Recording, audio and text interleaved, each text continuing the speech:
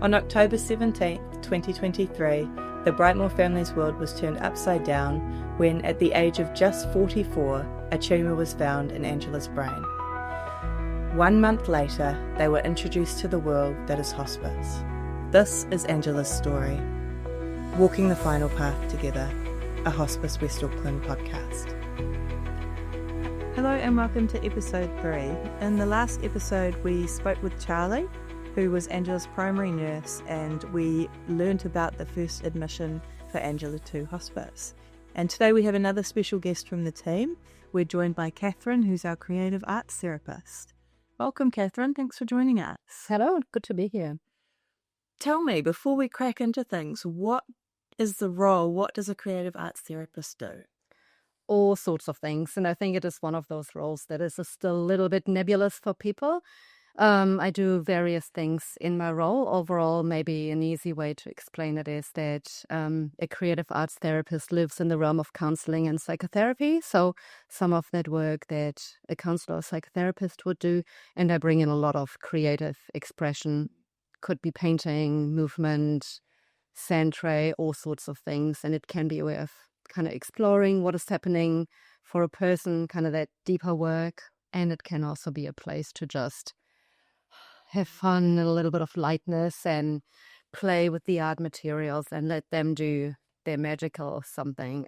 So it's kind of a big umbrella of offerings that I have. Yeah, and I'm guessing you don't have to be good at art to do arts therapy. Not at all. It is primarily about the process of just playing with the materials, seeing what arrives. It's not so much about the product.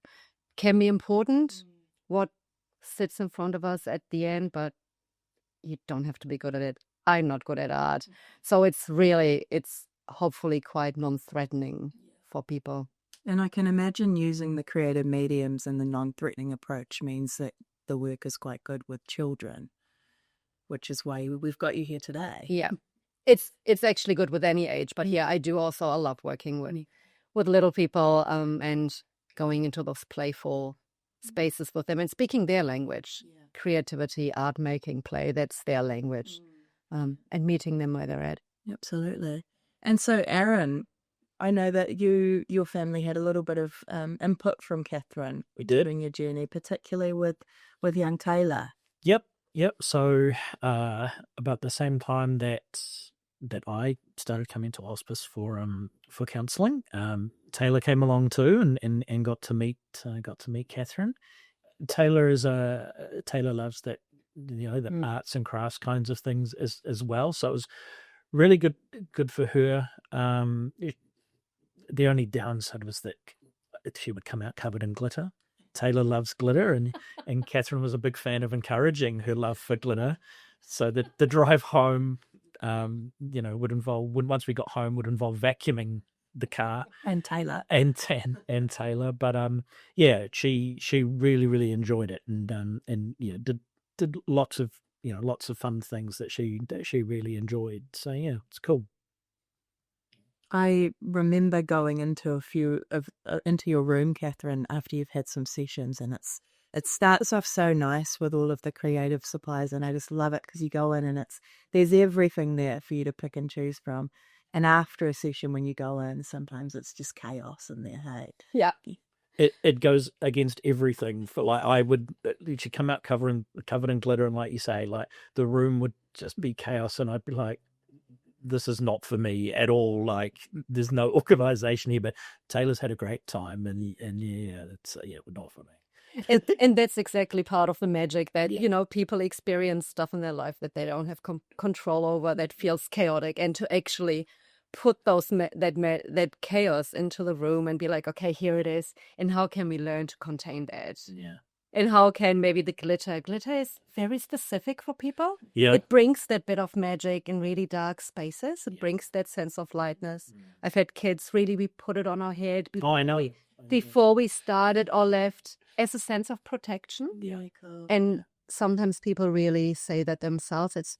We need this specific glitter to protect ourselves, to be safe. And I just roll with it. Yeah.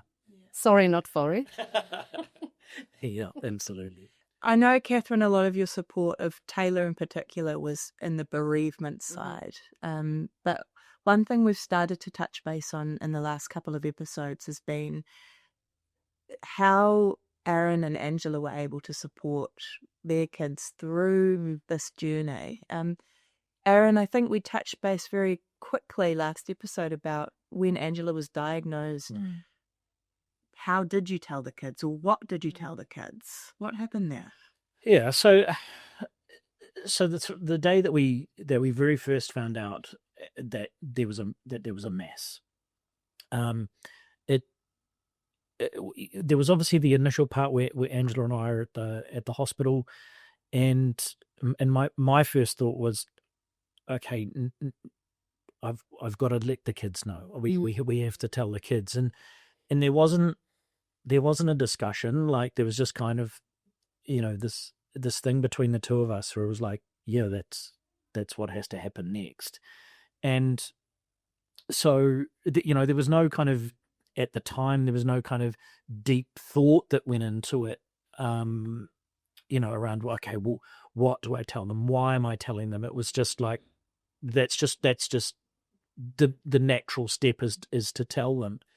And Angela obviously had to stay in hospital overnight, so it was left to me. And our kids at the time were 9, 16, and 19 at the time, and so I had to sit them all down in the lounge, and they're kind of like, well, what the hell's going on here, kind of situation. And at the time, it was, I'm just going to tell you what I know. And all that was at the time was that, they found a mass in Mum's brain, and but they're going to look after her. She's going to have some scans and things like that. But my focus was just tell them what you know. At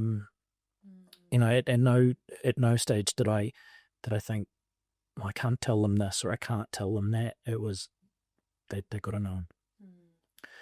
And so that was that very first night. And then Angela was then in 2 weeks she was gonna have a biopsy, and then 2 weeks after that she was gonna have we were gonna get those results. And again, when that came around, it was like, well, again, they just have to know. They know that these things are happening. Yeah. And and they need to be included. And I remember, and it's kind of the same as some of the stuff around, Angela planning a funeral and stuff like that. People were kind of taken back. Like, what do you mean you've told the children, or what are you going to tell them? And to us, it was like, well, we're just going to tell them everything, and we're going to tell them the truth. Yeah. I imagine that would have been tricky. With different ages, is there a balance as well around telling the truth, but also knowing that they're kids, and how do we protect them in a sense? What was going through your mind? Yeah, it was just tell them the truth. Like, I can't protect them from this, like it's going to happen, and they're going to be a part of it. And like, I can't shield things from them. Like, Dad, why are you not at work today? Well, because I'm not taking, I'm not taking Mum to the hospital so she can have brain surgery. And, like, it's almost like it just would become, for me, it would have just become more complicated. And then the 2 weeks after, the kids all knew that we had an appointment at the hospital and we were going to get the results of the biopsy. They all knew when that date was. They were waiting at home, and we just got this devastating news. So we drove home in silence. There's no radio, there's no talking, there's nothing. We just drive home in silence, and we go inside, and the kids are all there. Now we go in and we go to our bedroom, and we just kind of, we're there for, I don't know, probably half an hour maybe, just to kind of get our heads around what's going on. And Taylor, was 9 at the time, came in and said, "Why is Dad sad? I feel like you're not telling me something, and I want to know what's going on." I mean, what do you, how do you not do anything else but tell them? And again, I was just honest with her. I said, we're not hiding anything from you. We're just trying to get our head around what's happened, and we're going to come and talk to you soon. Fine. Off she went. She was okay with that. And again, we sat them all down, and we told them, and we said, look, Mum, obviously Mum's had her surgery and they've got the results back, and this is the outcome. Mum now has 18 months potentially, but we're going to do everything that we can. And so it was delivering that news, and then almost like a positivity sandwich, right? Like, here's this really terrible news, but here's some positives that we can kind of do. And that was, we're going to spend lots of time with Mum, and we're going to make memories, and we're going to do all of those things. And and they just took it in their stride, and then as things progress, like a hospital bed, is now in the lounge, and it's like, if we hadn't done that in the beginning, how do you then do that? Explain like, now there's a hospital bed, and why is Mum not going to work, and why does Mum need a wheelchair, and all of those kinds of things. And I said, like, just from the very beginning, just being completely honest and upfront with them. And I think that just made them better prepared for what was going to happen, because nothing was a surprise, And so, like I said, it was a shock for lots of people. They just did. What do you mean you've told the kids? Well, surely you haven't told them everything. It's like they know everything, And I remember someone come into me. I can't remember who. It might have even been Charlie, and they said, "Well, what have you told the children?" I said, "Well, told them everything." And I said,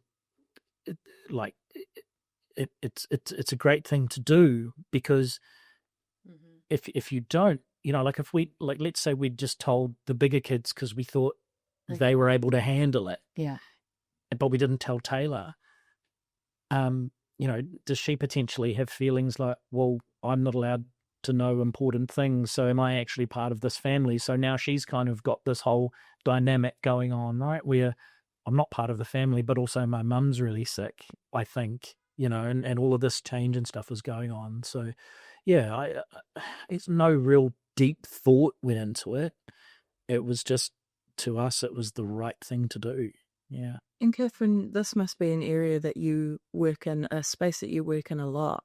I know that we get a lot of inquiries coming through for parents that are maybe trying to figure out, what's your take on this?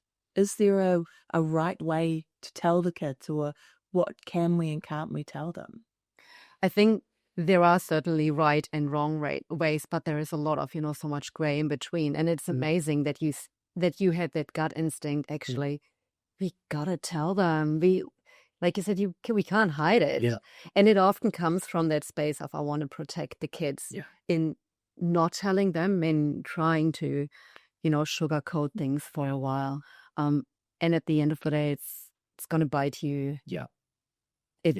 It's not going to work out if you do that. Yeah. And I think one of the things you said that before, there are different ages, and sometimes with different ages come different developmental, things that you have to consider. And it's a 9-year-old and a 16-year-old, they're in very different places. Yeah. And you might go into more details with the 16 and 19-year-olds, because they have the brain capacity to understand intricate details. And with younger ones, you might be like, okay, here is the gist of it, but I'll wait for more questions. Yeah. I'll take your lead. I think that's something that's really important. Yeah. I'll give you the news. I'll take your lead. I write the emotions that arrive, and you would have seen that Yeah, And all of- and the reactions weren't, the reactions weren't what I expected, and totally. obviously, we have a blended family, so there's that dynamic Yep. as well, right? Where the two boys, Angela is their stepmom, and they've grown up with her, but and then you've got Jamie and Taylor, that's their mum, and so there was that side of it as well, and then like I said, before this happened, if someone had said, "How do you think?" each child will react to this news. I think, I would have said, well, Taylor will cry, and Taylor will be the one that gets upset, and the others will kind of support her. And it was actually, the other way around, and so I think we kind of have this perception of what we think is going to happen, but actually it was the complete opposite, and Taylor was the supportive one, and, and was there to give everyone cuddles and things like that. Whereas I said you would have thought it was the other way around. So, yeah. Do you think in our protective mode as well, we don't give kids credit sometimes for the amount that they can pick up on and understand? Yeah. And it's never coming from a bad place. It's coming from that protection and love. Totally. But I'm sure with you not telling Taylor, she was already picking up on what was something's going on. Yeah. And maybe what's going on in her head or what she's starting to ruminate on is completely different to the actual facts. Totally. And like you said, it could be that she then feels like, oh, I'm not part of this family. I don't deserve to know the big stuff. Or it could be resentment further down the track, like, but I wanted to make more memories with mum. You took that away from me, or stuff like that. And I think overall, we live in a death-phobic society, right? We don't like to say the D word of someone who slips away or sleeps eternally or whatnot. To say the D word is a very brave thing. Yeah. And then kids are really kind of, they're too young to know. And actually they know that. Yeah. They know that that's going to happen, and they do need to know. It's part of life. Yeah. It's the way how we do that, and with care and love and honesty and that titrated, gradual stuff. And I think a big part of it, and this is obviously in hindsight, and didn't have a bearing on why we told them what we told them, but in hindsight, we had a 3-month period, and if it's nothing. It's absolutely nothing, right? And so if we hadn't told them, what would they have missed out on? It was hard. You couldn't have hidden it, because Angela was in our house, and that's where she wanted to be, and that's where we wanted her to be. By telling them, we gave them every opportunity to spend as much time as possible, and because and the prime example of that is we have a week on, week off arrangement with Jamie, Angela's daughter, my stepdaughter, and for the first couple of weeks after Angela was diagnosed, she was still doing that. And as Angela's kind of condition deteriorated, Angela would say, oh, "Where's Jamie? Where's Jamie?" I say, "Oh, she's not here, my love. She's at her dad's." Okay. Well, where's Jamie? And so and then Jamie made the decision herself to go to her dad and say, "Actually, I'm going to go and stay at mum's." And she did it. She stayed there for for pretty much the whole 3-month period. If Jamie hadn't known that, like I said before, she wouldn't have had the information to make that decision, and and then also make a pretty grown up decision to say, "Hey, I'm for the next however long, I'm going to go and live here." So again, just another benefit of just being completely honest with them. So I'm wondering, as you're going through the journey with Angela, her condition is changing. So throughout, I imagine you're having to keep the kids up to date with things and having to have some probably quite tough and scary conversations with them. Kathrin, are there any tips or tools or resources that you give people to help them through that? It's such a hard question, right? Because it feels like I always talk from that more theoretical standpoint, and being in the midst of it's so much more messy than me looking in from the outside. We could apply a theory. Exactly. Yeah. So here, follow these steps, and it's not as simple as that. And you did all you could, and I think there is no perfect way of doing that. I think one of the things that I do is I send through a few resources generally around what can you tell the kids, how do you speak to the kids, and how do you pick up on the different way people grieve. It might be different than you expected. Taylor grieved in her own way. She took it up on herself to, I protect my heart and I'm there for others. And that's something that you might not have expected. It's not how grief looks like. Yeah. Well, that's my next question is what is, for kids, how do we know that they're coping okay? Because they're going to respond differently. Totally. And I think the things to look out for are really the extremes. Do they completely lose interest in anything that they had interest in before?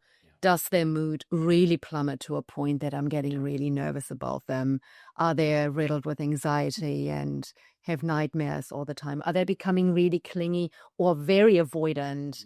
Are they becoming really angry? Is their behavior regressing? So I think we're looking more for the extremes, because knowing that someone they love so dearly is going to die and not going to be there anymore can cause, some separation anxiety. It can cause people to be like, I'm not coping with the world, because it is literally shattering. So it's the real extreme stuff. Yeah. And that was obviously the kids are at different ages, but they're one is kind of moving in from a child to kind of preteen, and you've got others kind of moving into adulthood, and the other two kind of stuck right in the middle of teenagers. So someone says to you, how are the kids? Which I don't know how they are at the best of times. Yes. You know what I mean? Because they're teenagers, because they're preteen, and all of that kind of stuff. So, and I think they're okay. But do I base that on they're a bit moody today? Well, they're moody anyway. And all those fluctuations. So I think that was what I looked for as well. Was okay. Is there anything extreme happening? And thankfully there wasn't. But I think you're right. It's so hard to judge, what's normal behavior, and and how are they coping? Because I say to the kids now, how was school? Good. Yeah. What'd you do? Nothing. And it's like, okay, well, thanks for that overwhelming response. And it's, and I would say to them, especially in the weeks after, how are you? Are you okay? And okay. What do you do with that? But I think looking for those extremes is really important. Yes, I can imagine the worry. They're not talking to me. Well, they're teenagers. They don't talk to me. It's and even it's been over a year and stuff, and it's still like, okay, well, how are we doing? What are we? Are we okay with this? And it's an everyday thing, and thankfully, touch wood, there's still, I think we're okay. But you never know. What's the impact on you and Angela? Because I imagine you're worried about Angela and caring for her and supporting her, but the two of you must also have the kids in your mind. I think, and whether this was what they did or not, I guess I'll never know. But they just got on with it, like in that initial period, they were still going to school, and we had people coming to drop them off and things like that. But they just got on with it, and they're really good kids anyway when it comes to helping around the house and things like that. So, like, they do the dishes and stuff after school, and after dinner, and they do housework and stuff like that. And so they just got on with it, and I think, without asking them, they were just like, they almost just took on these roles of, at the moment, we've got to look after them, and dad's looking after mum, and and mum needs all the help and support that she can get. So whatever we can do is what we're going to do. And so you almost didn't worry about them, they just kept going. And I think, again, because they knew everything, we haven't touched on it before, but Angela didn't want us to see her suffer, so she wanted to go through the assisted dying process. The kids knew about that, they we sat them down again and we said, hey, this is what mum's decided, and this is what that means. And so do you have any questions about that, and all of that kind of stuff. Like, nothing was hidden from them, and ultimately, she didn't go through with the assisted dying process, but they knew everything, and when it came time for Angela passing away, like, I think potentially that it lessened that blow, of it wasn't a surprise, it was, okay, that's what we expected, because we've known all the way along that this is what was going to happen, and we, one of the last times we went to the oncologist, and he said, I'm really sorry, guys, it's probably 6 months now, it's not 18 months, guys, that this is the bad news, and it's not what we wanted, but this is what's happening, and so they were just part of it the whole way. Yeah. Kathrin, there must be situations you've been in where it's not quite so open. How do you navigate that in your role? I think for me, it's well, look, at the end of the day, what I sometimes think as a professional, certainly as a person myself, is it's not as important as where the family is at. So if a family decides, for whatever reason, we are not in a position where we want to voice that this is about life and death here, and how the story is going to unfold, it's not my role to say you are wrong in doing this.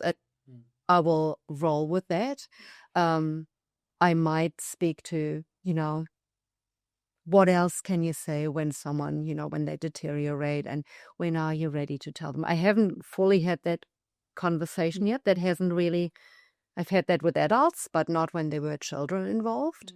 But it is complicated because, like you said, at some point you cannot hide it anymore. Yeah. And then what? And then what? But sometimes people, I'm thinking about Asian cultures or some cultures, you don't talk about death. It is within their cultural framing to not name that, to protect people from that. And I know that I have my own framing and my own ideas around that, but at the end of the day, I have to respect how people, live their life and roll with that. And roll with that. You can. Totally.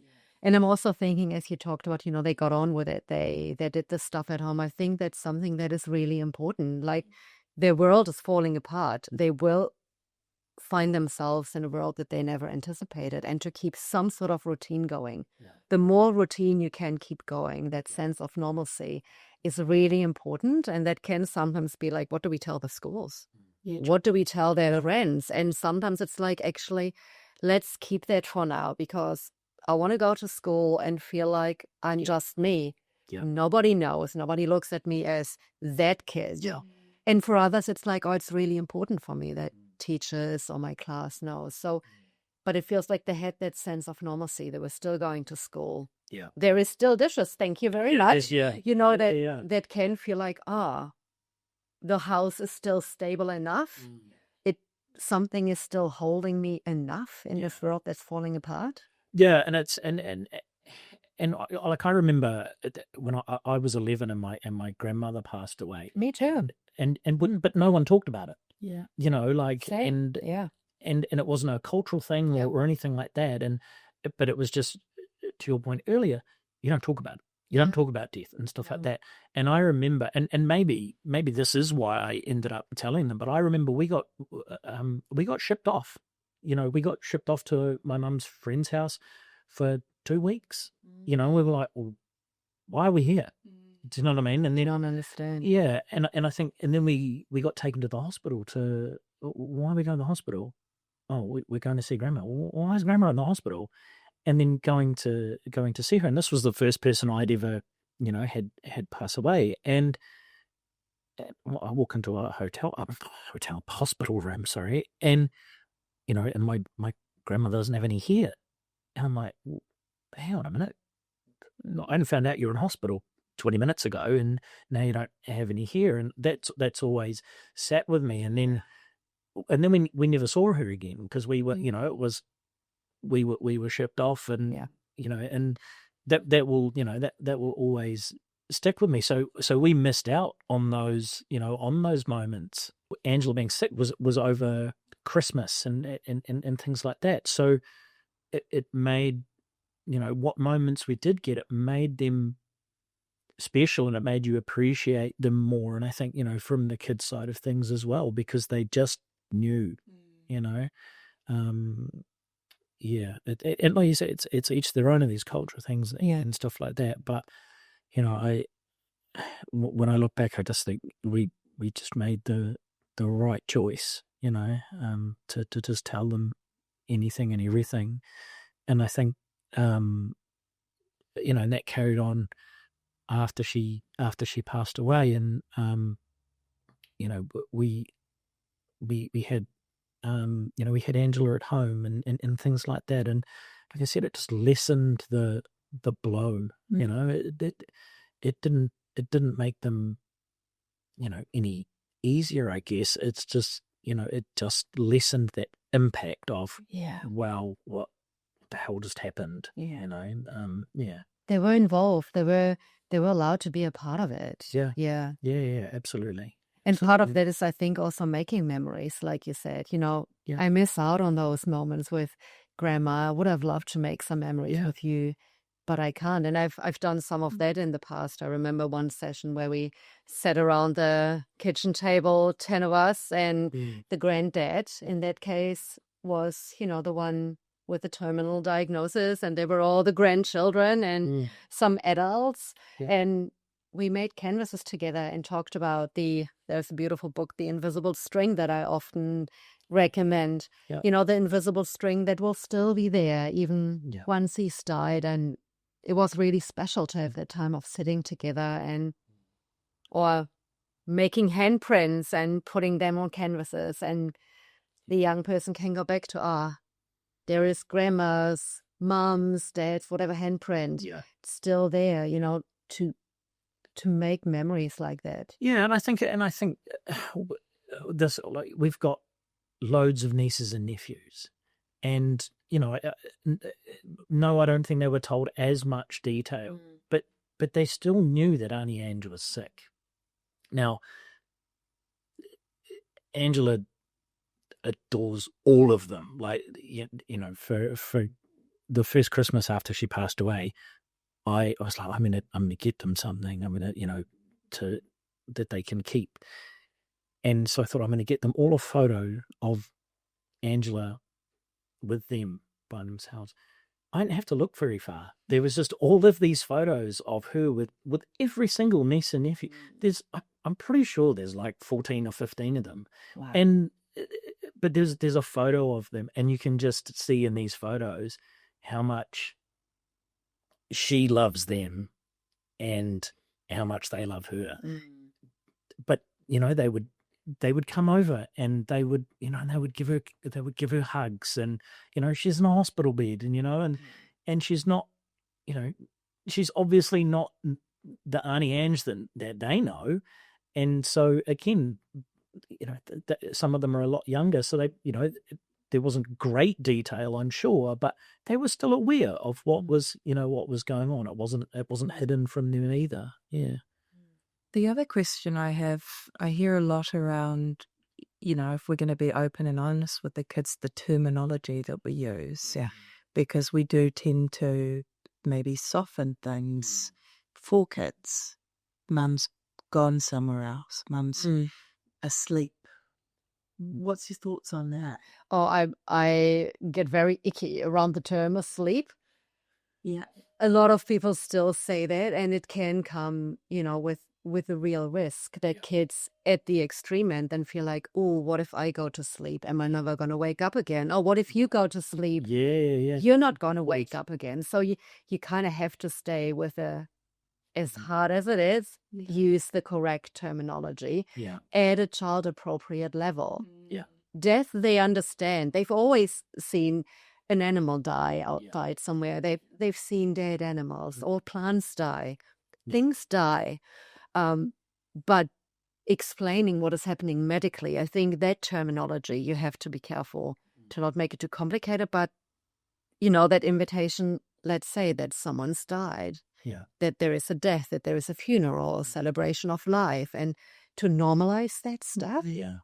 I think that's really important. Yeah. I liked your reflection earlier around inviting them to ask questions too. All the time. So you can... Short answers. Yeah. Wait. Yeah. Answer, wait. Yeah. It's not one conversation. It's as you would know, it's a series of conversations as they process, as they make sense of what's going on. Yeah. Is that something that happened, I'm going to guess, maybe more with Taylor? No, she just kind of got on with it, and she just kind of almost just accepted what we were saying to her, and in terms of terminology, we weren't using terms like glioblastoma and stuff like that, but it was finding that balance between using terms that she can understand without babying it down, or on the flip side of that, overcomplicating it and say, well, do you know what a glioblastoma is? And, and all that kind of stuff. That, it was just kept really simple. And and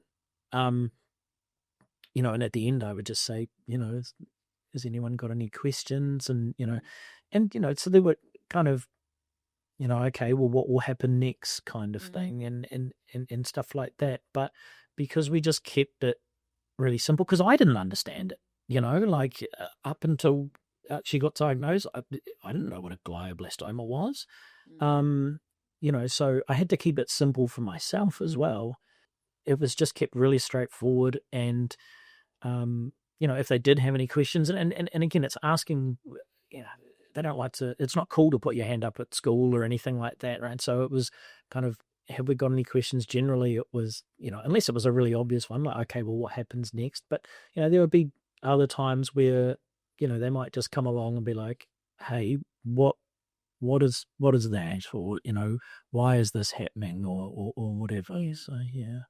And it's so hard, hey, because you just finding out, you're trying to understand it, you're writing your own emotions. You've never walked this journey before, and then you're trying to, how do I explain that to the kids? Yeah. It's so hard because it's not like, oh, you can just bracket yourself and you're still in it. And that was the same, like, throughout the whole journey. And that's why, like, when we would have, like, when we had our first meeting with hospice, there was 4 people there, include about, plus Angela. And that kind of happened every time we had an interaction with someone else or a doctor or whatever, because you're being told this information that, and it's pretty traumatic at the time. You don't take it all in. You take bits, and then, and the good thing is that when we had a kind of group of people, and we would all take bits and put all those bits together, you kind of got the whole story at the end, because it is just, it's overwhelming. And I think, I remember going when we got given the diagnosis by the brain surgeon, that was given to us in technical terms, and it was like, hang on a minute, what does that mean? Talking about, and it's like, oh, okay, this. And so, it was very conscious of that, talking to the kids, keeping it simple, but also making sure that, it's actually meaningful, for lack of a better term. Yeah. What about showing emotions? Because there must have been times, Aron, where you were really feeling it for yourself.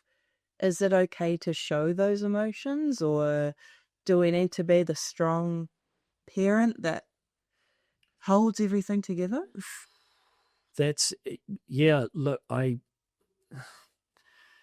that's a hard one, because on one point I'm like 100%, like I wanted them to know that it was okay for them to cry, and it was okay for them to be upset. But I would go to my bedroom and I would shut the door, and I would cry, and then I would come out. But the thing was, every time I came out of the door, guess who was waiting for me? Taylor was there every time.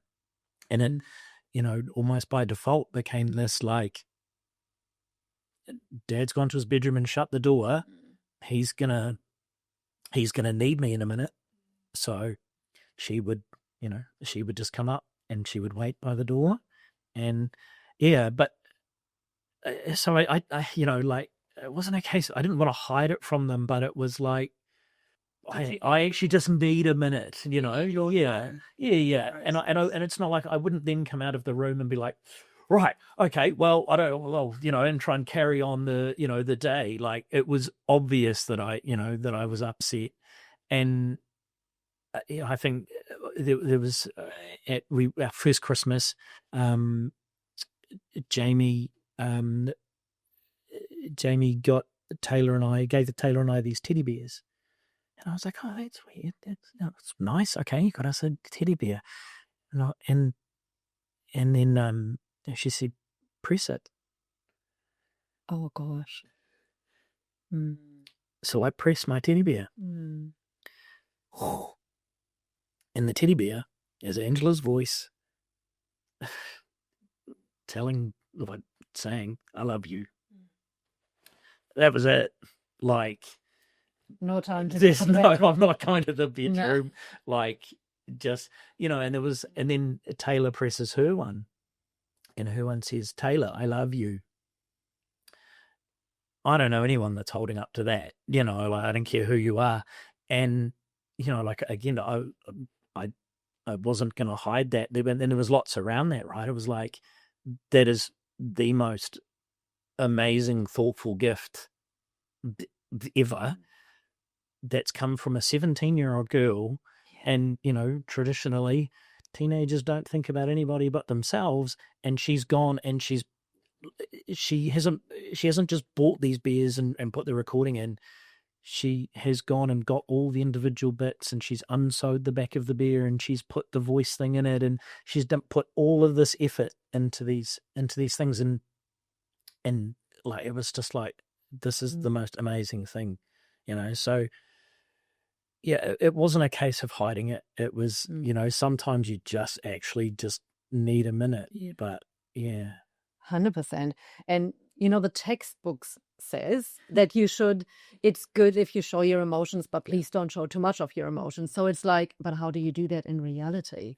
So it is good to show, hey, I need a minute, and I can have that in front of you. Like, it's okay to see, oh, Dad is also having a cry, and so it might be okay to cry. And at the same time, they can then become really protective of their own, like, oh, if that goes too far, are you enough to hold my emotions? And then they can really withdraw. And sometimes it's easier for them to talk to someone else, doesn't have to be a therapist. It can be someone else in the family or another adult that they can go to when they feel like, oh, you're a bit tender at the moment, I have someone else. So it's such a tightrope balance. And it's really, and it's really interesting that you touch on that, because that was a really big thing for me, because I was so emotional, what I didn't want was the kids to then be like, well, we can't say anything and we can't do anything because we don't want Dad to get upset, and and all that kind of stuff, and then them suppress their feelings, and so you had to be very very mindful of that. So again, it's that finding that, trying to find a It's balance. impossible, like- Yeah, 100%. And then the flip side of that is, and there was a couple of times where, I would find Taylor in her room and I'm not crying if she's crying, you know what I mean? And so then she's like, oh, well, I cried and he cried again. I don't really want him to cry. And it's, it just became this this whole complex thing. It was like, oh, what do we do here? Yeah. Is it recognizing as well their kids, they're facing that they're about to lose their mum? Yeah. It's a crap time, Yeah. Yeah. And let's acknowledge that and not try to sweep it under or make it okay, because it's not okay. It's not okay. And you can find these joyful, beautiful, treasured moments in this awful period. But at the end of the day, it's okay to have your moments. And for you, Aron, maybe the kids are learning that, he's emotional, but this is his way of managing. Goes to his room and he comes out, and that's okay as well. And whatever my way is of dealing with it is okay as well. And it's not an awful period, right? Yeah. It's awful, full stop. Yeah. And especially for kids as they grow older. They finish school, they get into serious relationships, they might become a parent themselves, they graduate from uni or whatnot. So all these milestones, where's mom? So it's an ongoing journey. It's not just an episode or it's awful. And it's crap. You do a little bit of work around sort of legacy. Is that something that maybe can help with that? Or? Totally. Like stuff like recording voice, having writing letters. I've supported parents. I remember one parent who was also someone with a glioblastoma in her 20s, writing letters for her young son because she wasn't able to do the writing as much anymore. Canvases or other creative things, memory boxes. It's a really beautiful way of doing that together or afterwards, to come together as a family as you are now. Yeah. And I think carrying on from that, like Angela is everywhere in our house. Awesome. We have photos of her above her chair where she sits, and Taylor has photos of her on her wall in her room.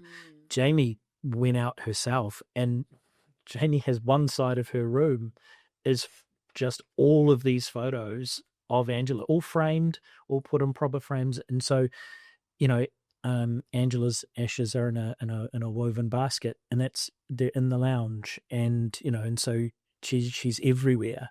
Yeah. And Taylor and I have every night since Angela passed away, and when she goes to school, we have a thing where we don't say goodbye anymore. We say see you later. And so when I tuck her in at night, I say love you, good night, see you later. And then she says love you, good night, see you later, mama. And we blow kisses to Angela's photos. Lovely. And that if we don't do that, oh boy, like if I get in trouble for that every morning, you have to say it, Dad. Oh, sorry. Yep. No, you're right. And so she is everywhere, and we, and while she's not here physically, she's definitely here, emotionally. And we don't know what lies beyond anyway, right? We don't know. Yeah. And it's so beautiful to continue the relationship in that way. Yeah. And and touching on that, one of the really, really lovely things is, the nieces and nephews, they all have their own little story about where Auntie Ange is, and so Scarlett, who is 4, Auntie Ange is the one that brings the moon up, and so they go out and and they'll see the moon. Auntie Ange has brought the moon out, and and they've all got their own little story about where is Auntie Ange now. So that's really nice. Yeah. I think we'll wrap it up there. Kathrin, thank you so much for joining us today. Your insight has been so helpful. I'm sure that this is a very common issue.